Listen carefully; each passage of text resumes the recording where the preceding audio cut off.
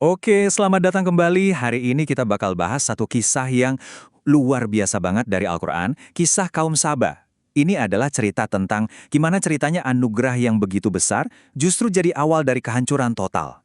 Nah, inti dari semua pembahasan kita kali ini sebenarnya berpusat pada satu pertanyaan abadi ini. Kita akan lihat gimana cerita dari zaman dulu ini ternyata relevan banget sama kita sekarang, karena ini tema yang sangat manusiawi. Oke, mari kita mulai. Jadi, perjalanan kita akan terbagi dalam 5 bagian. Kita mulai dari perdebatan inti antara iman dan pengingkaran, lalu kita lihat 2 studi kasus yang kontras, dan diakhiri dengan sebuah panggilan untuk kita semua merenung. Oke, jadi dari awal surah ini, kita langsung dihadapkan sama satu konflik utama nih. Di satu sisi ada keyakinan tentang kepastian hari kiamat, dan di sisi lain ada penolakan keras dari mereka yang nggak percaya. Nah, ini dia nih inti dari penolakan mereka. Mereka tuh yakin banget kalau kematian fisik itu ya sudah, selesai. Nggak mungkin ada yang namanya dibangkitkan lagi. Titik. Tapi, Al-Quran menjawab penolakan ini dengan jawaban yang telak.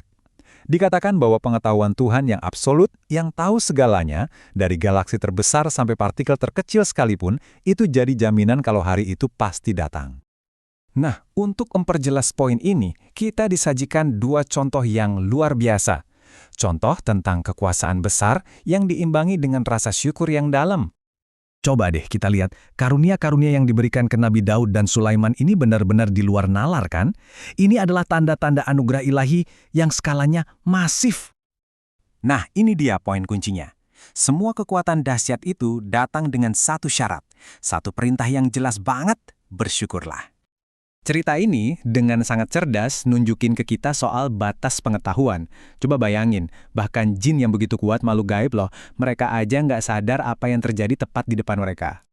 Oke, kita udah lihat contoh yang baik kan? Nah, sekarang siap-siap, kita bakal lihat kebalikannya. Sebuah kisah peringatan yang jujur aja mengerikan. Kisah kaum Saba. Coba deh bayangin situasinya. Kaum Saba ini hidupnya kayak di surga dunia. Mereka dikaruniai kemakmuran yang tak terbayangkan, keamanan yang total, dan tanah yang subur luar biasa. Pokoknya serba ada.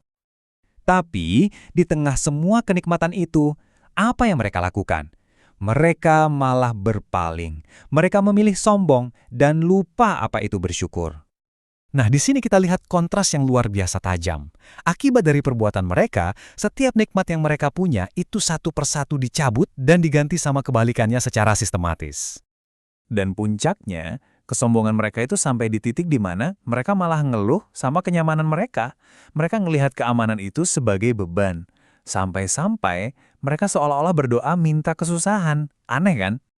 Nah, dari sini alur ceritanya balik lagi nih ke argumen-argumennya orang kafir, terutama logikanya para orang kaya dan berkuasa di antara mereka. Logika mereka tuh sederhana, tapi salah kaprah. Mereka mikir, wah kita kaya, kita punya banyak anak, pasti Tuhan suka sama kita. Nggak mungkin kita dihukum. Mereka merasa kebal. Dan ini bukan cuma soal nggak setuju ya. Ini lebih dari itu. Teksnya menekankan kalau mereka itu secara terang-terangan, dengan sombongnya, menolak seluruh misi dari sang utusan. Terus surah ini ngasih kita gambaran masa depan sebuah adegan di hari kiamat. Dan apa yang terjadi? Bukannya pada sadar dan tanggung jawab, mereka malah sibuk saling tunjuk, saling salahin. Dan disinilah Al-Quran memberikan jawaban yang telak. Status kamu di dunia, hartamu, anak-anakmu, itu semua nggak relevan. Yang dihitung itu cuma satu, iman dan perbuatan baik. Oke, setelah kita lihat semua kisah tadi, sekarang narasinya berubah. Nggak lagi cerita tentang orang lain, tapi langsung bicara ke kita secara personal dengan sebuah seruan yang sangat kuat. Disinilah puncak dari surah ini. Sebuah instruksi yang begitu kuat, tapi juga sederhana, yang ditujukan buat kita semua, satu persatu. Panggilannya itu simple banget. Jangan cuma ikut-ikutan arus. Coba deh berhenti sebentar, berpikir, mau sendiri atau diskusi sama teman, terserah. Coba renungkan baik-baik, apa pesan ini benar? Dan ayat ini dengan begitu kuat merangkum kesimpulan akhir dari semuanya. Tentang hakikat kebenaran versus kebatilan. Kebatilan itu pada dasarnya rapuh dan akan lenyap.